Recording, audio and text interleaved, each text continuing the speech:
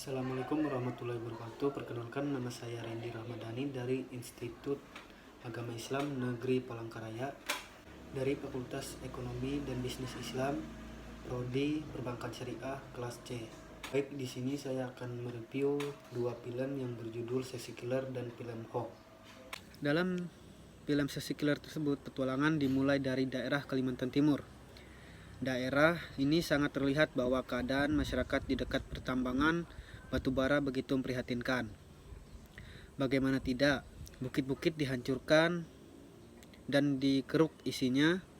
Akibatnya banyak tanah-tanah pertanian yang terkena dampaknya. Belum lagi muncul isu-isu lingkungan yang seperti lahan hijau hancur, lubang bekas galian tambang, sulitnya mendapatkan air bersih, dan dampak-dampak ekologis lainnya dapat dilihat. Pula banyak sawah-sawah yang rusak akibat pertambangan batubara yang membawa endapan lumpur ke tanaman sawah. Melihat banyaknya dampak negatif yang ditimbulkan, sebenarnya telah dilakukan berbagai upaya pencegahan oleh warga setempat. Salah satunya warga yang melakukan protes adalah Bapak Ketut. Beliau mencoba menghadang alat-alat berat yang mencoba untuk beroperasi. Namun usaha itu gagal. Beliau justru malah kena bui selama 3 bulan dengan alasan mengganggu operasional pekerjaan. Oleh karenanya, semenjak saat itu sudah tidak ada lagi warga yang berani untuk melawan. Film ini juga menjelaskan bahwa terdapat ratusan lubang yang merupakan imbas dari adanya tambang batubara. Terdapat berbagai lubang raksasa mirip danau yang seharusnya dilakukan reklamasi, namun perusahaan tampaknya kurang peduli akan permasalahan yang terjadi di sekitar bekas tambang batubara. Tentu saja adanya lubang tersebut mengakibatkan timbulnya berbagai korban jiwa karena letaknya berdekatan dengan sekolah dasar. Selain itu, dalam proses pengangkutan batubara juga menimbulkan dampak negatif terhadap lingkungan, yakni rusaknya terumbu karang. Banyak jangkar kapal dibuang seenaknya, bahkan batu bara tersebut tercecer sehingga merusak populasi ikan. Hal tersebut tentu saja berdampak bagi para nelayan yang sehari-hari mencari uang dari hasil melaut, yakni kurangnya penghasilan dan menderita kerugian. Eksploitasi batu bara yang dilakukan secara besar-besaran juga mengakibatkan banyak warga terkena penyakit yang diakibatkan oleh uap hasil pembakaran batu bara. Warga harus menelan kerugian akibat tempat tinggalnya dekat dengan pembangkit listrik tenaga uap tersebut. Seperti di Palu contohnya, tidak sedikit pula warga yang harus berobat ke tempat yang jauh untuk mendapatkan kesembuhan. Nah, dari permasalahan tersebut dapat diketahui bahwa semua kehidupan rakyat kecil terancam akibat penambangan batu bara, mulai dari petani hingga nelayan. Galian hasil pertambangan batu bara telah menciptakan kubangan maut, merusak habitat laut, dan kegiatan operasinya mencemari lingkungan. Dalam film ini kita disuguhkan dengan pemandangan penghancuran lingkungan yang secara masif dilakukan oleh para elit tambang batu bara. Jika dilihat dari data Jatam, yaitu jaringan advokasi tambang, banyak lubang-lubang tambang yang memakan korban jiwa.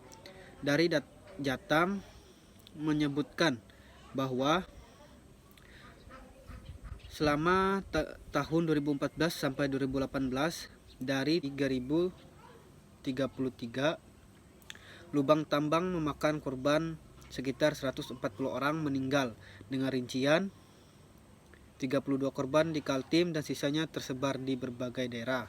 Dan tidak kalah penting lagi, di dalam film tersebut juga menampilkan adanya keterlibatan para pejabat dan purnawirawan seperti Joko Widodo, Prabowo Subianto, Sandiaga Uno, dan elit politik lainnya di sektor pertambangan batubara dan perkebunan kelapa sawit. Mereka terlibat secara efektif sebagai direksi, komisaris, pemilik saham, dan jabatan-jabatan penting lainnya. Keterlibatan para pejabat ini secara tidak langsung menjadi alasan mengapa pemerintah seakan tidak menunjukkan komitmen yang kuat untuk menyelesaikan berbagai permasalahan yang terjadi. Namun, terlepas dari itu semua itu, menurut saya film ini layak untuk ditonton karena isu-isu terkini yang selama ini kurang mendapat perhatian untuk diangkat. Nah, kemudian kita beralih ke film Home. Itu film dokumenter ini menceritakan tentang bagaimana kehidupan di bumi mengalami begitu banyak perubahan baik positif maupun negatif oleh karena manusia sebagai spesies yang paling berpengaruh di dalamnya. Selain itu, banyak juga ditampilkan berbagai macam kehidupan makhluk hidup lainnya yang kehidupan dan perilakunya telah beradaptasi seiring dengan perkembangan zaman. Penjelasan secara sains tentang bagaimana kehidupan awal di bumi sampai keadaan bumi sekarang dan perencanaan pada masa mendatang sangat jelas dipaparkan dalam film ini. Diawali dengan ditampilkannya berbagai macam kontur bumi pada zaman dahulu seperti gunung berapi, terdapatnya makhluk hidup bersel atau yang disebut protozoa, dan bakteri-bakteri yang menjadi awal dari perkembangan tanaman yang dapat berfotosintesis seperti zaman sekarang dan lain-lain. Setelah itu, bumi mengalami banyak perubahan secara alami, seperti misalnya mulai ditumbuh oleh tumbuh-tumbuhan, adanya hewan-hewan liar yang memanfaatkan makanan dari tumbuhan tersebut, adanya sumber air bersih, dan lain-lain. Keberadaan air dan tumbuh-tumbuhan inilah yang menjadi awal perkembangan peradaban manusia. Manusia mulai menerapkan sistem pertanian dalam memenuhi kebutuhan pangan dan mulai memproduksi makanan dalam jumlah besar untuk memenuhi kebutuhannya. Ditambah lagi, semenjak ditemukannya minyak bumi, gas alam, dan batu bara sebagai bahan bakar, peradaban semakin berkembang sangat cepat. Namun, perilaku manusia yang tidak memandang alam sebagai suatu keseimbangan menciptakan masalah lagi lingkungan makhluk hidup lainnya. Di film ini juga dijelaskan bagaimana manusia semakin banyak yang berpindah kota sehingga menyebabkan populasi kota yang semakin meningkat hingga mencapai keadaan kritis di mana ketersediaan pangan tidak sebanding dengan pertambahan populasi manusia. Nah, untuk memenuhi kebutuhan pangannya, manusia secara praktis memproduksi daging sebagai sumber makanan secara besar-besaran tanpa disadari.